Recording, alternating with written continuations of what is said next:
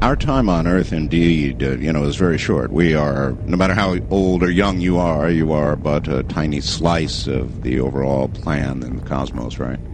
You're here for a very, very short time. We all are. And the big question, of course, is what happens after we end this physical life, or it is ended, however it happens. That's a big question. And October, of course, is a great time to explore that question, because one of the main things you look for is any evidence of life beyond the physical. The main area you look into for that would be, the area that Brendon Cook and Barbara McBeth look into. Brendon Cook and Barbara McBeth are both members of the Ghost Investigators Society, GIS. The Ghost Investigators Society, and this is important, is a non-profit organization. That's right, they don't make money, dedicated to the investigation of ghosts. Not only do they conduct investigations, but they also instruct, assist, and educate anyone who believes that they may be experiencing ghostly phenomena, or those who are just simply curious. In an effort to educate the public about ghosts, the GIS hopes that the EVPs, or electronic voice phenomena, that you're about to hear will help demonstrate that the consciousness, our consciousness, does survive after the body dies, and that these voices may help to give a different perspective about life, death, and ghosts. First of all, welcome back to the program, you two. Thank you, Art. Good morning, Art. Yes, good morning, and I can hear you both clearly. That's a good thing. All right. Great to have you back. How long has it been since we did a program together? Seems a little too long. I think it was November of last year. Yeah, long time. They did do earlier in the week, I think George did a program with, believe it or not, another couple. Y'all that do EVP must come in couples or something. And anyway, it does not matter. I think this subject is so important and so worthy of our attention, or the attention of those who are trying to figure out what the real truth is, that it's worth doing even more frequently than that. That's how I feel about it. I don't know about you. Yeah, what launched you guys into this anyway? For me, it's what the heck happens to us after we die, if anything. Does something really happen? Do we survive physical death? That's what took me into it. What about y'all? Well, it's a subject that I've been interested in all my life, but we have gotten so many responses from people that have just gone out and tried this on their own. Which you can do, folks, by the way. And the response has been incredible. People contacting us and emailing us. Yeah, of course. If anybody can do it, if they can prove it to themselves. Yes, and that's usually how. There's a lot of people that have interest in it, but they don't want to investigate it or research it at all. Mm-hmm. And depending on your curiosity level, I guess, depends on whether you're willing to go out there and try to find out on your own. I think people should go out, and I must tell you, I've had, thousands of emails on this topic, because we have suggested, of course, in previous programs, that people do exactly that they go out and try it for themselves. And I really am all for that, because if you can demonstrate it to yourself, then you got to sit down and scratch your head and say, hey, maybe that's really not a bunch of circus bull. Maybe there's really something to it. And if there is, what does it mean? Well, hey, if it's real, then it means we do survive death. But oh my, in what manner? Yes, it opens the door to many, many questions. You're not a profit organization, right? That's correct. All right. Now, this can be done with either a standard cassette tape recorder, or I think more recently you have moved into the digital realm, right? Some of us have. Yeah. Barbara's still fighting the whole digital thing. Oh, she likes her tape recorder. So. We have a GIS schism. So, Barbara, you're still using a tape recorder? Oh, yes. I like to have the tapes. I see. While Brennan's moved into the digital age? Yes, a couple of, 3 of the members have. All right, let's get the equipment part down. What kind of tape are you using? Please, people want to know. It's the Iowa cassette mini cassette tape recorder, and it has an external mic. An external mic. And it also has a counter so that there's a reference. You can reference where you hear a voice. Standard cassette recorder. That's correct. And we use brand new tapes every time we go to a location. Very important. Never reuse a tape. Pull the cellophane off the sucker and never reuse it, because, of course, you might get something that was somehow on there. That's okay, correct. Fine. That's how you do it. Now, Brendon, what equipment have you begun to use?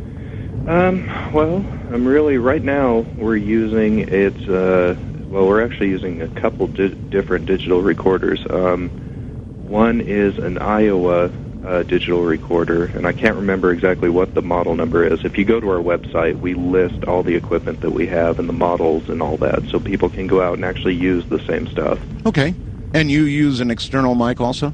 Yeah, we do. And actually, I found out it just turns out clearer. I mean, the quality of the voice actually seems to be clearer when you do use an external mic, and especially, we really use the recorders for two purposes. One, to document the entire investigation, and the other, obviously, to record EVP. Well, I remember back when we were urging you to try digital, you seemed to have the feeling that it would not manifest as easily on digital for some reason as tape, something about the magnetic heads or whatever. Yeah. But that turned out, would you still say, not to be true, or what?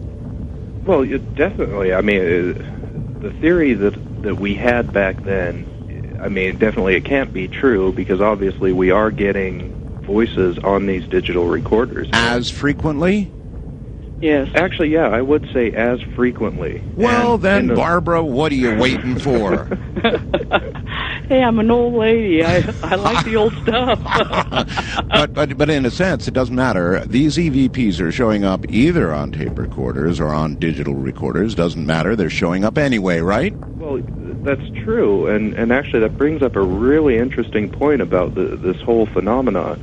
There's times where I will be standing right next to Barbara, me using a digital recorder and her using an analog tape recorder, and sometimes I will get a voice and she won't, and I'm no more than 5 feet away from her.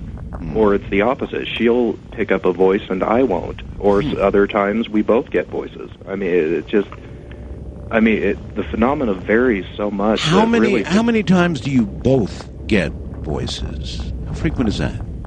Oh, it's pretty frequent. I mean, I would say that the majority of times when something is picked up, it's picked up by the recorders that are close at hand, because we have, like Jenny, one of our other members, she'll carry around the digital and also a regular mini cassette recorder. So she's in transition. Yeah.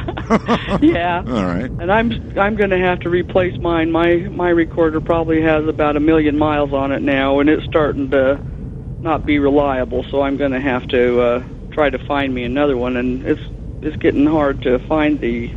All right, and you all hang out in places like prisons and graveyards and funeral directors' homes and cheery little places like that, right? That's correct. Any place that's reported having activity taking place. Well, here's where I want to ask you about something, and it is, you once told me that while there are hotspots, it's not any necessarily more likely that, you'd get them anywhere, and yet you all still gravitate toward these, graveyards and things, right? Yes, but they're easy access. Probably our hardest obstacle is getting permission to get in to a location. To these various places. Right. Yeah. All right. Well, then let us begin the, I hesitate to say the evening's entertainment, but I guess that's what it is in a way. You've just got to hear this to believe it, folks. So you're about to hear it. The first group that we're going to hear from, I guess, is in a funeral director's home. Is that correct, or is it just one? That's correct. It's the same funeral director's home. Okay. I believe it's the next 8 tracks you're going to hear from this man's house. And I don't know if you'll recall, I'm sure some of your listeners will, probably about a year ago, we actually did the first investigation in this man's home. And this is the home that I had the experience with the young boy in the mirror running behind me, and his head was, the only thing I could explain is that his neck was broke because of how he was looking at me.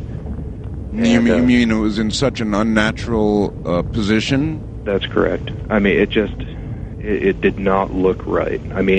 Obviously it didn't look right just because there was a young boy running behind me when there was no children in the house, but on top of that, just the way he looked was so disturbing. It's something I really wouldn't want to see again.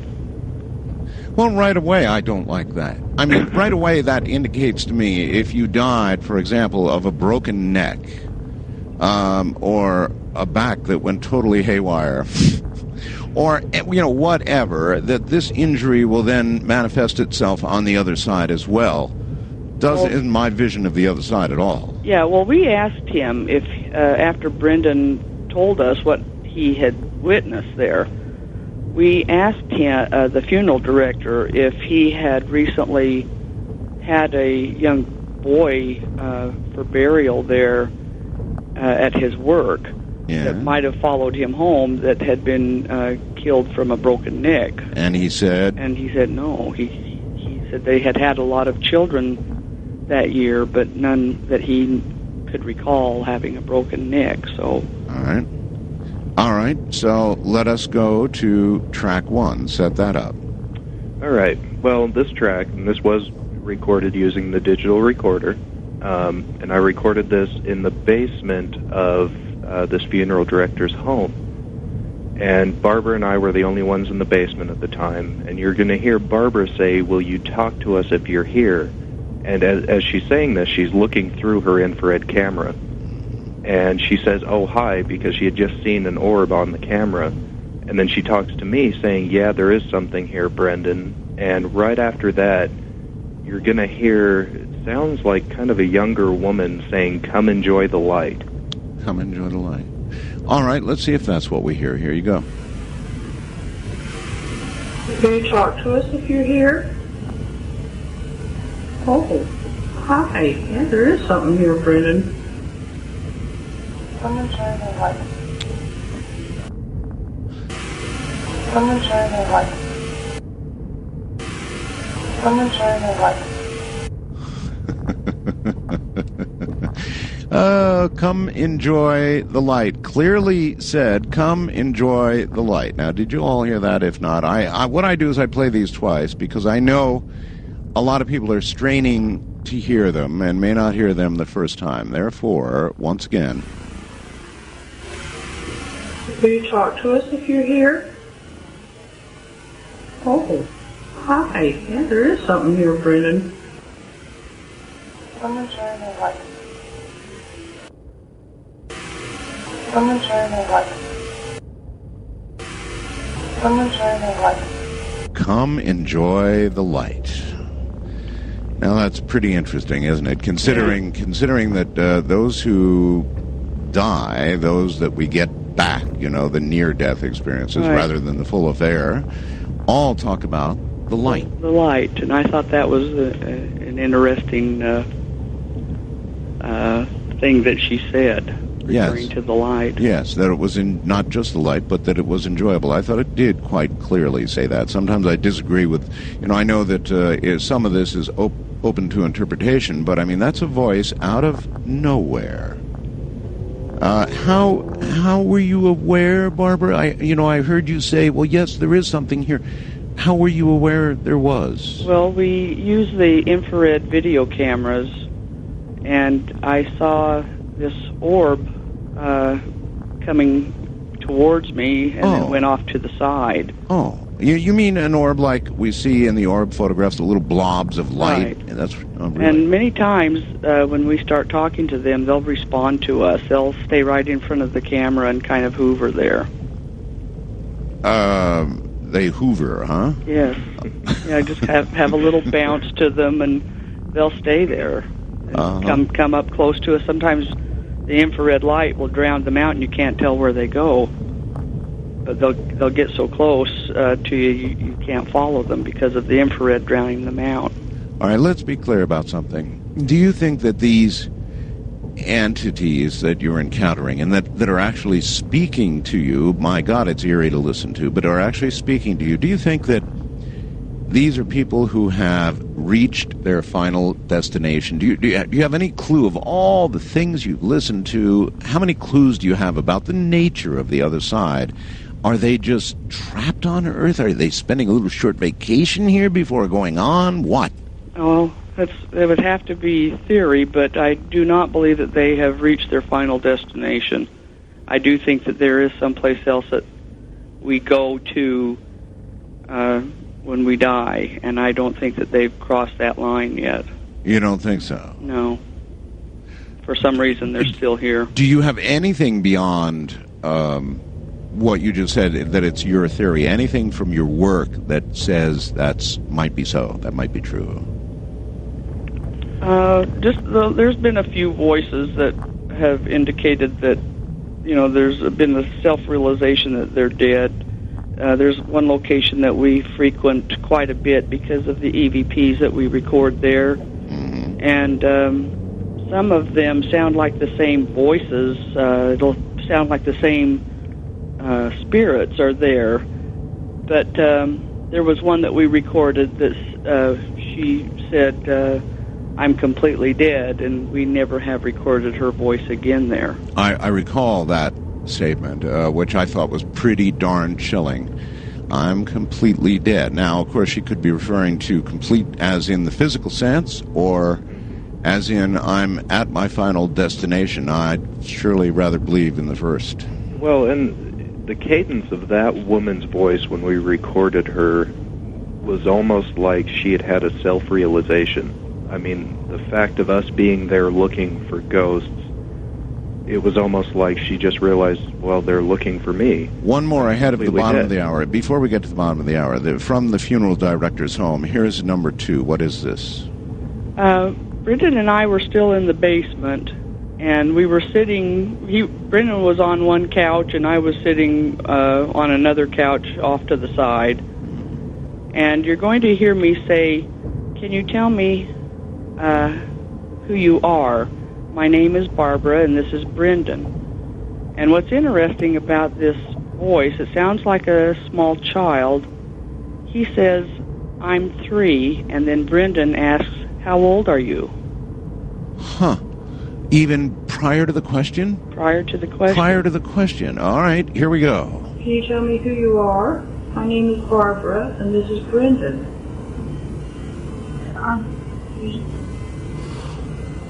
How old are you?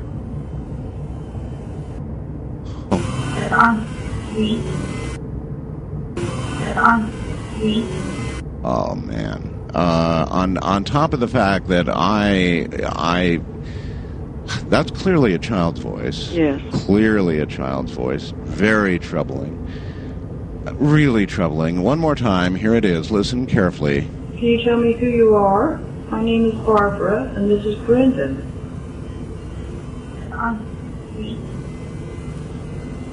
How old are you?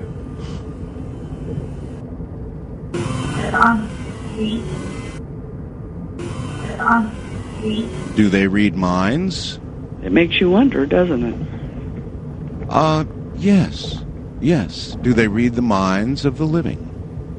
That would clearly... How many times has that ever happened to you? A question answered prior to being posed. It's happened before, but not very often. Kevin says, in a recent lecture given by Stephen Hawking, entitled Brain New World, I assume he means say that brain as in our brain New World, he mentions the possibilities of shadow worlds and people. Wow! Stephen Hawking mentions shadow people. Perhaps an entire shadow world. You make up your own mind, as with everything that we present to you on this program. Digest and see what you think, but go to the website by all means. And go to the top left-hand corner, click on webcam, and look at what's in the middle of a living room. Now, I wonder, just out of curiosity, you two, have you had an opportunity to take a look at that? Yes, we have. Very intriguing, very good picture. Yes, we have had many who have seen shadow creatures, but very few photographs, and this is a particularly good one. Well, the actual photo almost looks like the entity's suspended from the ceiling almost. Yes, it does, doesn't it? And so, it brings up the question of, what form, or perhaps many forms. These may have previously been human beings, these shadow people. They may be interdimensional creatures of some sort, those that share the world with us now. Who knows? But one thing's for sure, it seems to point toward something more than we understand as human beings, something more than we can prove. Religion is all faith-based. You have to have faith, and that means believing in something that really isn't. Well, I believe that we have some existence after we die, but I don't know what kind. Your work seems to point toward one possibility, a shadow photograph, another. Did you see the ghost photograph? Yes, that's a great photograph also. Indeed, it is, yes. All right, well, back to what you do, recording the voices of those who may take those apparitional appearances. So number 3 here, again done in a funeral director's home, huh? That's correct. What about number 3? All right. In this track, you're going to hear the funeral director say, "Can you see the lights?" Uh-huh. And he was actually seeing lights in his home. They have, just recently, the phenomena that's been occurring in their home has become very visual. He's just recently got married, and his new wife has seen a small boy, and it scared her so bad that she wanted to leave. They're actually seeing quite a bit, and also I believe he was touched a couple of times, and that bothered him. There's also fragrances and smells. There was one night that we arrived, and they had walked out of the house because there was like the smell of boiled eggs or sulfur smelling, and it was still in the house when we walked in, but it immediately you couldn't smell it after about 2 minutes after being in the house. Well, has this unidentified mortician made any connection between what he's experiencing, and it's beginning to sound very serious, and his work? Yeah, he has. He definitely thinks that it's something that has attached itself to him. A body that he could have been working on, whether it be a child or something else. But, he works with bodies constantly. Does he consider this to be a serious downside to his employment? Well, he's done, he's been in this business all his life. His father and grandfather were both funeral directors. Yes, well, I guess if we don't get to this, we'll run out of show here, so let's rock. Here it is, number 3, and the question was, can you see the lights? And then some response by some entity, right? That's correct. It sounds like a woman saying, "I don't know if I want to live." I don't know if I want to live. Can you see lights?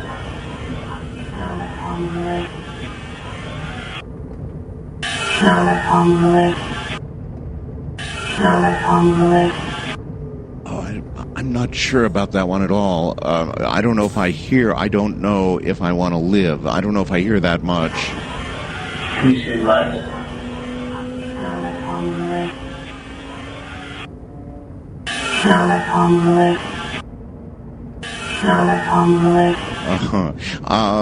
Well, okay, on that one, folks. I don't know if I hear as much of... I don't know, and then I hear live, but I don't know if I hear... I don't know if I want to live. She kind of runs her words together. Yes. Just operating on the presumption that is what's being said. I don't know if I want to live. Since when does she, as an apparition, have that kind of choice? Well, I really, and this goes back to a theory that some ghosts do not know that they have died. And I almost wonder if she does not know that she's dead. Good point. For all she knows, she is still living. And this living that she's doing now is such hell for her because she can't communicate with anybody she loves. All these things are changing around her. She doesn't know where she's at. She doesn't know what she's doing. That she could say, I don't know if I want to live, because in her mind, she is still alive. That's a very good point. On to number 4. Set it up. On this one, me and Brendon were down in the basement of the house, and we're in the dark, and Brendon doesn't have an infrared camera, so he's walking through this room. You're going to hear Brendon say, "What's in front of me, Barb?" And I respond and I say, "I don't think anything, Brendon." And then he interrupts and he says, "You don't think anything?" And then I say, our left of you, to the left of you. And there's a voice that comes in and says, "Leave us out there." Leave us out there. Leave us out there. Okay, here we go. What's in front of me, Barb? I don't think anything, Brendon. You don't think anything? Or left of you. Leave us out there. Leave us out there. Leave us out there. What's in front of me, Barb? I don't think anything, Brendon. No, wait a minute. Remember, folks, this is in the dark. In the dark, in a mortician's basement. What's in front of me, Barb? I don't think anything, Brendon. You don't think anything? Or left of you. Leave us out there. Leave us out there. Leave us out there. That's clear. That's very clear. Leave us out there. Leave us out there. Is it always your impression these remarks are actually directed at you two, or could they be remarks directed at another? Well, some of them seem like they are directed directly to what we're saying. Others seem like they're talking to somebody else. Okay, leave us out there. I mean, that could mean, of course, so many things, but it could essentially mean let us alone. Let us alone. Leave us out there. Let us alone. Don't be summoning us from the other side or something like that. Who knows? Right. All right, number 5. All right, in this next clip, I was upstairs with Barbara's husband, Roger, and I was asking Roger, I say, "Do me a favor, Raj, take a picture of that," and I was pointing towards the mirror that I had actually seen this young boy in the last time we had been at this house. Oh, yes. And I wanted to use it for the website to actually post it so I could show people this is the mirror that I saw the young boy in. Sure. And I say, take a picture of that towards the mirror, but also at that, and I'm kind of pointing towards the fireplace. And then you're going to hear, and Roger and I were alone at this time, you're going to hear a younger woman say, "It's okay, come on, it's a camera, hun." And the very first part of this, where she says, "It's okay, come on," is it's almost fast, like she's trying to hurry something up. Okay, let's take a listen. Two pictures of that towards the mirror, but also all that.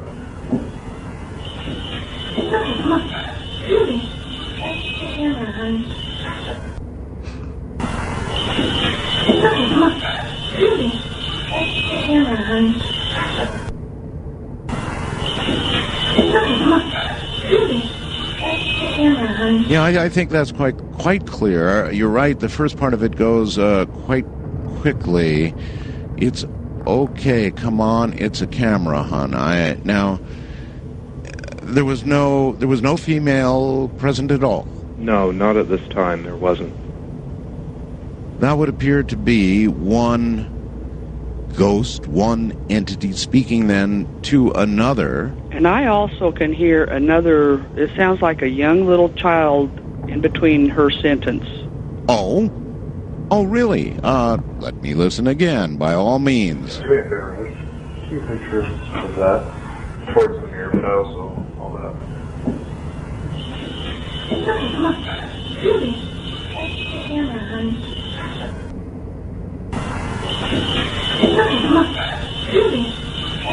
camera, honey. Mm-hmm.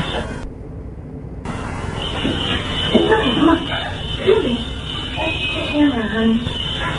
That Sounds time, like a very young voice. I heard it that time. Yes.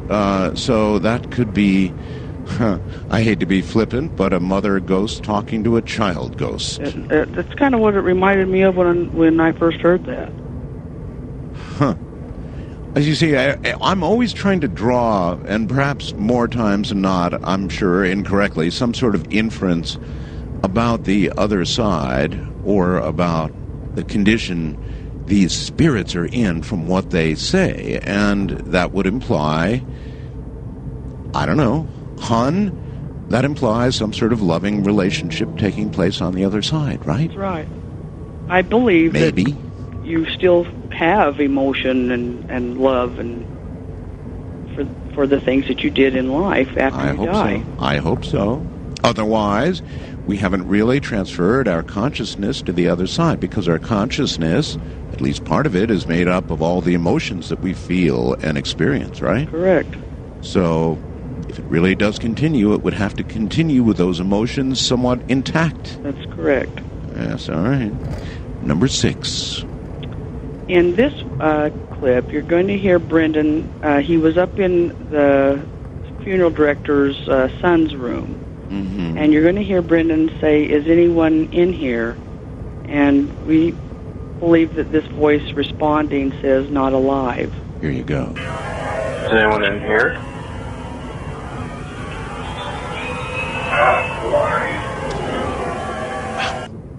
Wow.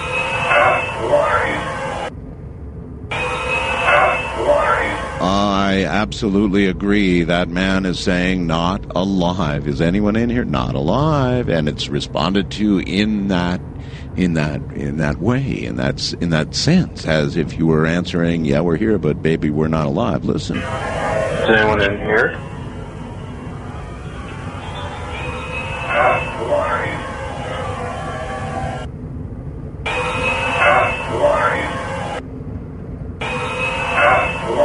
I can just about picture somebody in an 18-wheeler hanging about 75 miles an hour down one of the freeways here in the West, listening to this and totally creeping out in the middle of the night.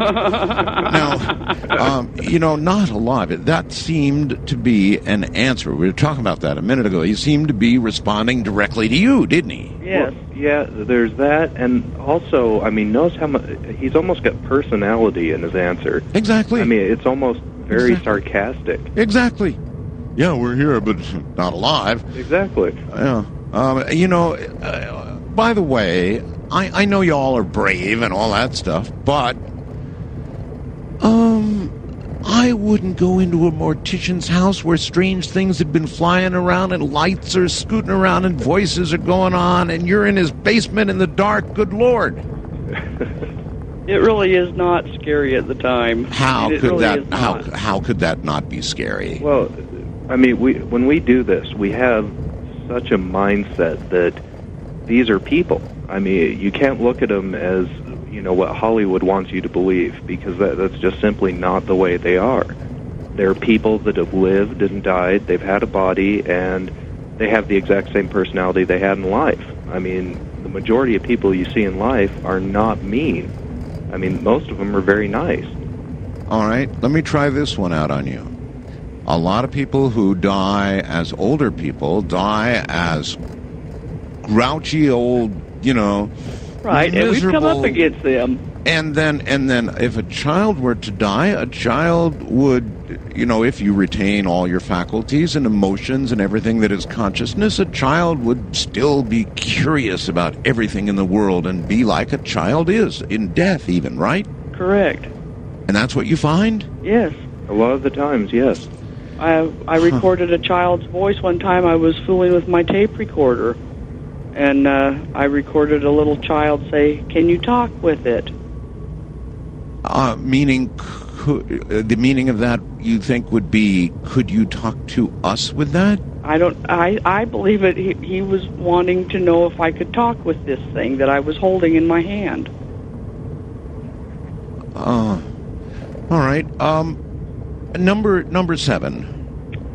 All right, well, on this one, you're going to hear the mortician. He was describing to us one of the events that he had happen in this house. Right. And he was pointing over towards his sofa in the basement, and he was saying there was a yellow spark. And apparently he had seen a yellow spark come up behind the sofa. Yeah. And this cut always makes me laugh when I hear this, because the response is so off the wall. Nobody had said anything when this happened. And you're just going to hear a man's voice go, Really? All right, here we go. There's a yellow spark.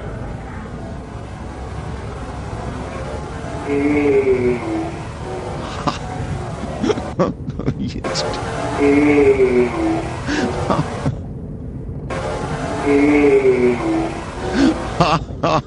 I'll tell you what I think about that after we do it. Well, no, I'll tell you now. It seems to me we're hearing from the entity who was responsible for the spark with kind of a, like, yeah, baby, it was me. I mean, here, listen. There's a yellow spark.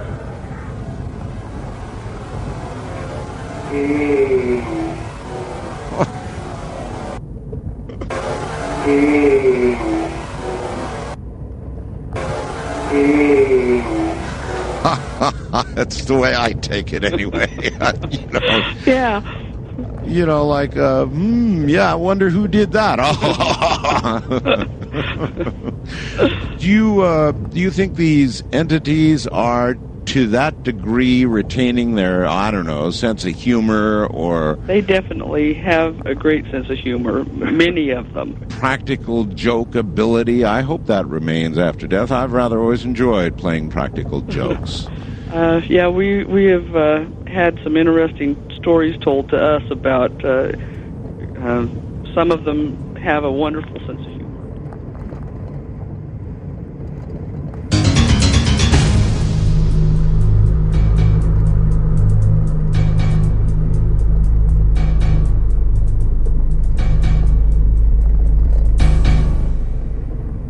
Would like to remind everybody that you can email me. Yes, that wonderful electronic method of getting from here to there. You may email me at artbell@mindspring.com.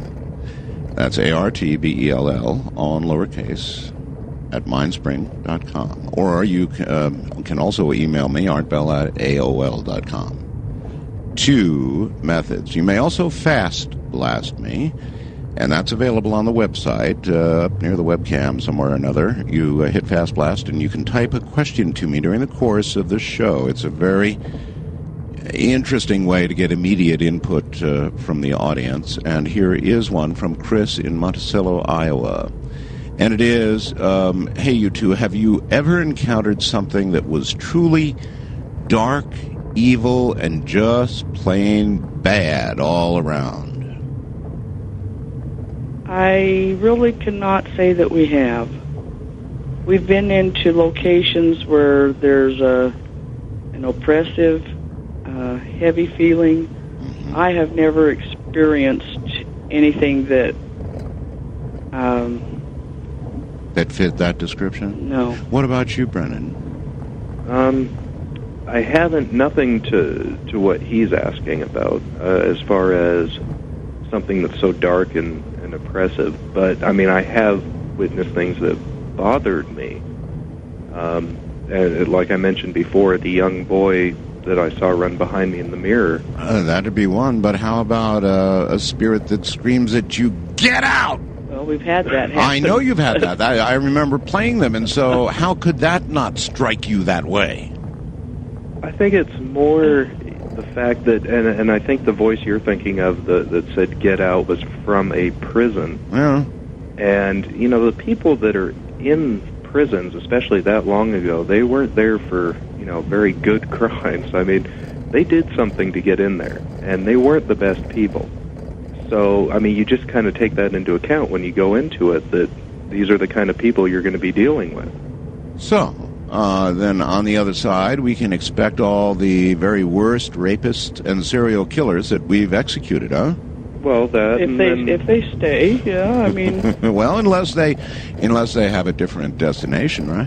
no, that's true. But you'll also have your nice, sweet old ladies that bake cookies every day. Well, there's a combination for you. All right, number 8, again, and finally, I believe, from the mortician's home. Yes, this one was recorded by the funeral director. Oh, he took to doing it himself, huh? Yes, he went and got his tape recorder. He was visually seeing a woman that we could not see. Uh-huh. And he went and got his tape recorder, and he asked, you'll hear him say, "What's your name?" And this voice was recorded. It sounds like it says Marty or Margie or Marnie. It has that sound to it. What prompted the mortician to ask the question? Because he could see her, and we could not. Okay, here we go. It's a short one. What's your name?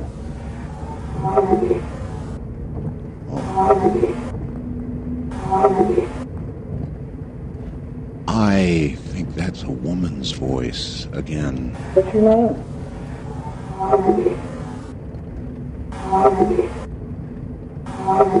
I'd say Margie.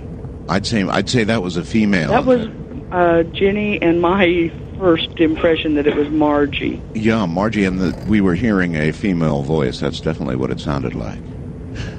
All right. Finally, we exit the funeral director's home. I'd have been out a long time ago. After the first 2, I'd have been gone. And but now we make our way to none other than the Rawlins prison. That's what, Rawlins, Wyoming? Yes. Uh-huh. Right. Revisited. Okay, is this the Rawlins prison? Is it now closed? Yes, it's now a museum, and it's a wonderful.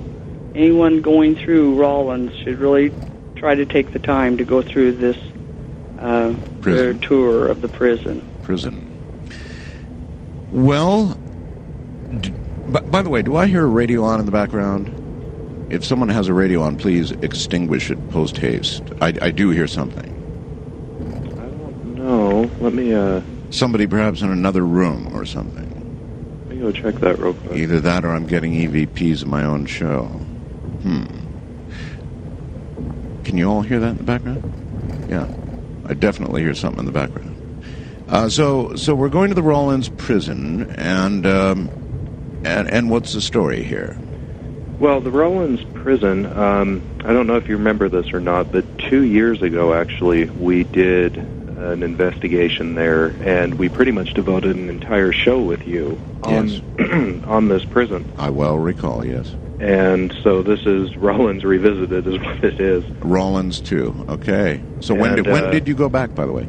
This was September 18th, I believe was the day. September 18th of this year was when we went back. Mm-hmm. And number 9 here? Well, this one, what you're going to hear is, and this was recorded in the death house of the prison, and you're going to hear the prison director start talking about, and she says, and he and I were over there, and we were complaining it was cold, and then she says something that you can't really make out, and then she finishes it off with, "We got warm." And then here's the real interesting thing. You're going to hear a kid say he was. A kid? In the death house of this prison. By the way, how did they, you say death house, how did they execute people when the prison was open? Well, there were 2 ways. Originally, when the prison first opened, they did it by hanging. And then in, I believe it was the 1950s, they installed a gas chamber. And they would execute him by hydrocyanic gas. And that kind of leads me into this next thing is the only thing we can rationalize on why we would hear a kid in this death house is the last inmate to be killed there was a man by the name of Andrew Pixley. And he committed the worst crime in Wyoming history. He was found on top of 2 girls. He had ate them, is pretty much what had happened. And did you say he had eaten them? Yes. Oh, my God. He tore their bodies apart with his teeth. Oh, my God. So anyway, and he also had the fastest execution. He went straight in, and within, I think it was 2 months, they had executed him. but they did gas him. He lasted longer in the gas chamber than anyone in that prison. He lasted 5 minutes. It took him 5 minutes to die. And the guards were afraid of him. In his cell, they would claim that there was this horrible stench that would come out of his cell. They would claim that they would hear children's voices coming out of his cell, when obviously... There was other voices also coming out of his cell that were not his voice. Exactly. And he never slept. This is the only reason, we can really rationalize why you would hear a child's voice in this prison. Okay, here we go. And me and I went over there. We were complaining that it was cold, and almost instantly we got one.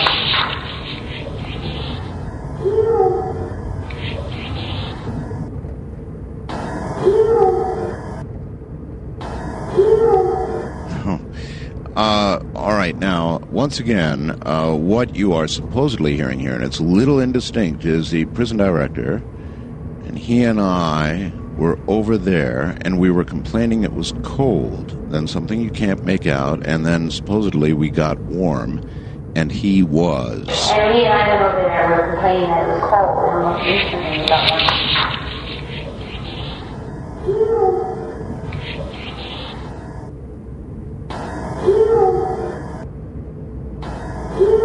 Oh, that's to even consider, to even think that a child's voice would be present after an inmate of that sort was executed.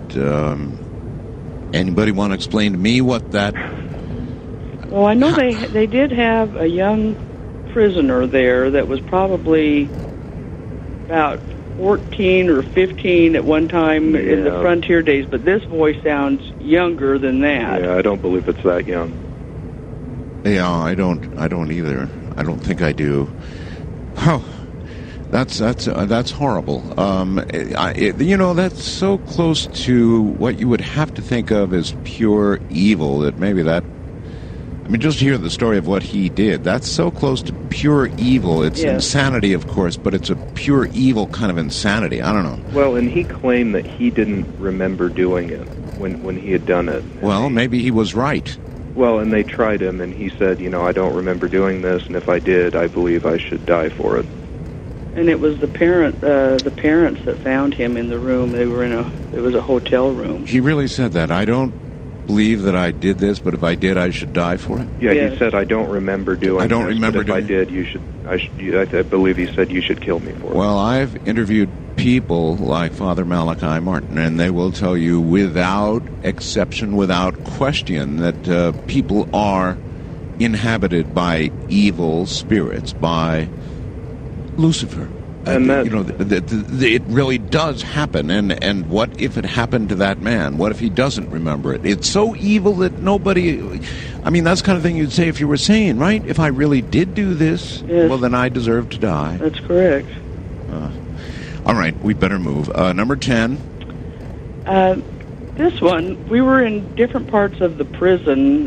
We kind of scattered out, and we used walkie-talkies to keep in contact with one another. Mm-hmm. And Brendon had radioed to me. I was in a different part of the prison than he was.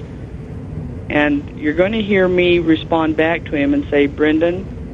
And then there's a woman's voice that says his name, repeats his name, but in a very different way than I called to him. Yes. And then you'll hear Brendon radio back and tell me to hold on a second, Barbara. All right. Brendon? Oh. Hold on a second, Barbara. Clear. Brendon. Oh, no question about it. And a young woman's voice at that. Listen very carefully. This is a good one. This is a very good one.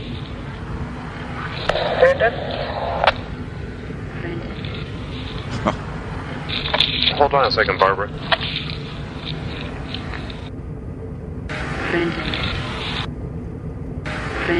Well, that's no radio voice, that's for sure. That's no radio voice. And there were women in this prison that were prisoners there. There were? Yes. They were kept separate from the men. They were above they were kind of attached in an area. Yeah. Well, you know what? Maybe the by bad themselves. ones are not out wandering around. I mean, what if you die in prison, maybe the larger cosmos keeps you in prison?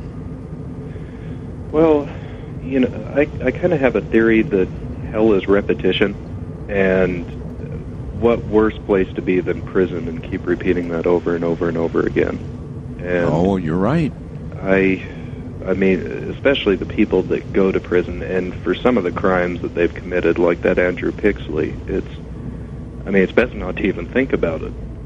And yet there are priests who will go to that prison at the end, the very last moments of the prisoner's life, and tell him that if he, I don't know, converts or takes God on or Jesus at the very last minute, he will nevertheless be forgiven. That's part of our religion. Correct. Yeah. That's part of the Christian religion. Okay, number 11. All right. In this clip, Barbara and Jenny were off by themselves, and you'll hear Barbara talking to Jenny, and she's saying, "You see it?" And she could see her reflection in the marble of one of the corridors in the prison. Yeah. And then she says, "Oh, now it changes." And then she says, "See it again?" And then after that, you'll hear, sounds like a really young woman saying, "It's all right." Okay. Here we go. Can you see it? Oh, now it changes. See it?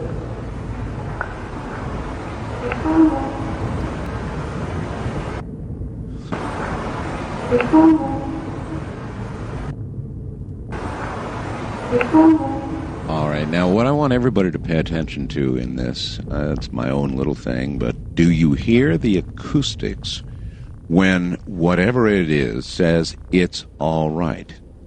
The acoustics would appear to match the acoustics that you're hearing with the more human voices. Now, that's really interesting. Listen carefully to the acoustics. Can you see it? Oh, now it changes. See it?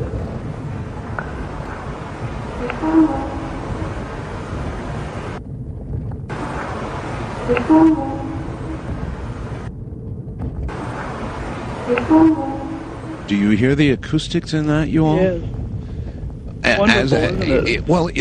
Well, maybe it's wonderful. I don't know, but it's as though to achieve. I'm trying to think about this.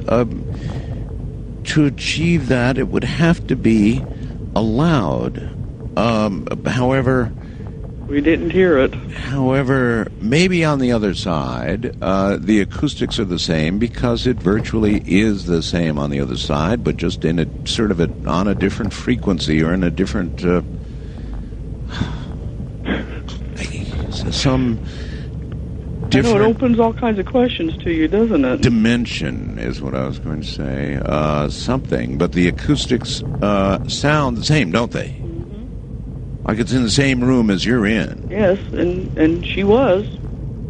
And she was. Huh. Okay. Number 12. There was an area of this prison when they would bring the prisoners into the prison. Yes.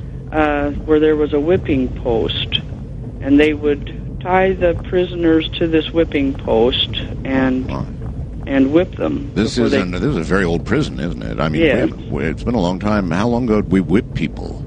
Well, it was a frontier prison. It was built 1890. in the late 1800s. Huh. And that was their custom of what they would do to every prisoner that they brought into this place. And the pole is still there. Okay. And you'll hear Brendon ask the prison director, so they would actually whip people here. And this voice was recorded that says, yeah, they would, our prisoners. And then the prison director, you'll hear her say, there's one in the Peace Officers Museum, too. Here it is. So they would actually whip people there. There's one in the Peace Officers Museum, too.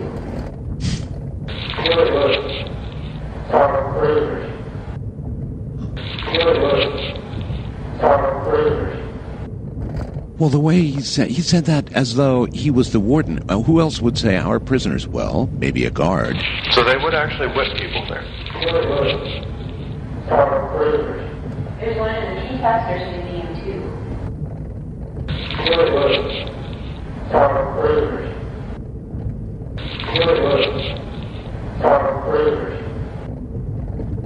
So do you see what I'm saying? Yeah. That sounds as though it's coming from a figure of authority. Our correct. prisoners, as in the warden, or maybe even another, a guard or something. Right, and there was a guard that was murdered there. Murdered there. That's certainly believable in a prison.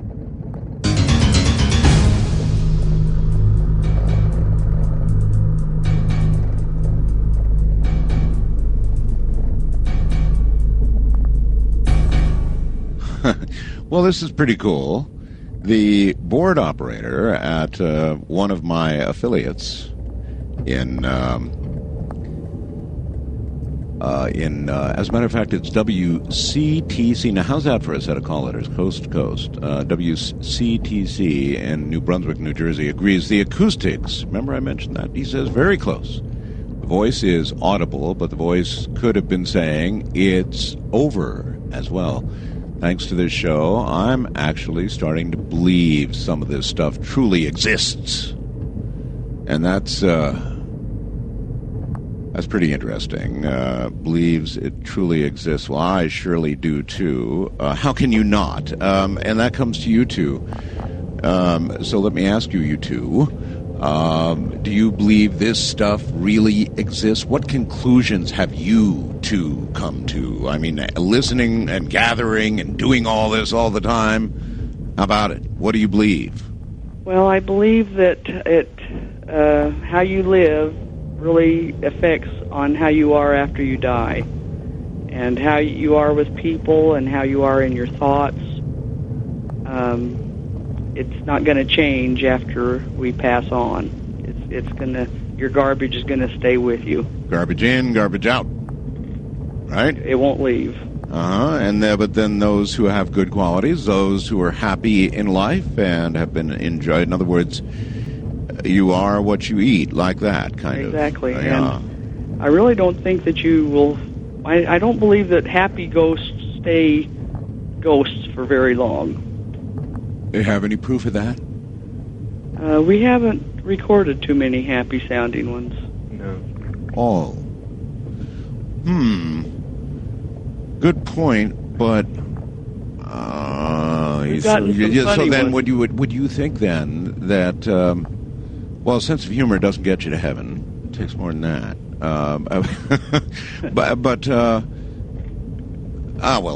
Let's just move on to the next one. I guess you could speculate about this until the cows come home, and That's right. you almost can't help but do it. You almost can't help but do it because you want to know about the other side. All right, we're still in the Rawlins prison. That's right. Where we're going to be for a while, and what have we coming here? All right. Well, this clip, and this is pretty interesting, just the way this clip comes out in the context and then the voice and all of it just kind of works together. Okay. In this clip, you're going to hear Barry, I, and the prison director. We were outside, and she was taking us over to an area of the courtyard in the prison, and she was explaining that there used to be dungeons here. And you're going to hear her say, "We know that there is a dungeon. Have you guys ever read the diary set We Sell, Sweet Smell of Sagebrush?" And then I respond, "No." And then she continues saying, "Well, the Sweet Smell of Sagebrush, brush is Stanley Hudson. He was here for..." And then you're going to hear the beginning of this EVP, and you're going to hear it twice in the actual sentence that she's finishing. What is the EVP? I'm actually on this one. I'm not going to tell you because you'll be able to hear it as soon as it comes in. But she finishes saying different times, and he talks about the dungeon, so we know there was a dungeon. And then I finish saying, and he was an inmate, and then she finishes, yeah. So this is good. This is very good. So they're not going to tell you this time, and that's a good experiment to do. It's much like the old reverse speech thing. A lot of people say, well, they're telling us what we're going to hear, and so we hear it. So, okay, here's an EVP where you're going to have to figure out which is the EVP, the electronic voice phenomena, yourself. That's not going to happen there. Wrong cut. So let's stop this and go to the real EVP. Otherwise, they're playing bongos over there on the other side. Okay, let me see. Well, when you're trying to do everything, occasionally that occurs. It is actually this one. So here we go. No bongos here, but listen carefully. We know that there is a dungeon. Have you guys ever read that diary we sell, Sweet Smell Sagebrush? No. Well, Sweet Smell Sagebrush is Stanley Hudson. We share 4 different kinds, and he talks about the dungeon. So we know that there was a dungeon. He was an inmate? Yeah. 4 different kinds, and he talks about the dungeon. So we know that 4 different kinds, and he talks about the dungeon. So we know that... Well, that's a total duh. A total duh. Obviously, it's the horrible scream that goes on, right? Yes. Horrible scream. Horrible. Now, like he's being tormented or tortured. Exactly. Now, listen, I'm going to play it again, folks, and if that is not torture, forget torment. What you're hearing there is absolute torture. Listen to the quality of the scream. Listen very carefully. We know that there is a dungeon. Have you guys ever read that diary we sell, Sweet Smell Sagebrush? No. Well, Sweet Smell Sagebrush is Stanley Hudson. We share 4 different kinds, and he talks about the dungeon. So we know that there was a dungeon. He was an inmate? Yeah. 4 different kinds, and he talks about the dungeon. So we know that 4 different kinds, and he talks about the dungeon. So we know that... God, that's awful. It is awful. I just hate that. That's part, I guess, of being in a prison, but that's... You're saying they put people on posts and whip them, right? Yes. That's what that sounds like, isn't it? Yeah. Well, and that was just, the post. That was in plain view of everybody else. The dungeon was hidden away underground, so I can only imagine what they'd actually do. By a long shot. That's the worst one yet. I mean, that is the worst one yet. There is no question about the fact that that's torture. We know that there is a dungeon. Have you guys ever read that diary we sell, Sweet Smell Sagebrush? No. Well, Sweet Smell Sagebrush is Stanley Hudson. We share 4 different kinds, and he talks about the dungeon. So we know that there was a dungeon. He was an inmate? Yeah. 4 different kinds, and he talks about the dungeon. So we know that 4 different kinds, and he talks about the dungeon. No question about that, guys. No question at all. Now, when you heard that, what do you surmise from that? That this torture is going on eternally? I think that's a yes, probably, isn't it? Well, we talked about that. When I heard it, and then I brought it up to Barbara and had her listen to it, she was extremely disturbed by it. I mean, as she just told you. And we started talking about why you would hear this. I mean, why you would hear this voice screaming. Yes. And, I told her that I thought, well, and like I told you before, that this is a prison.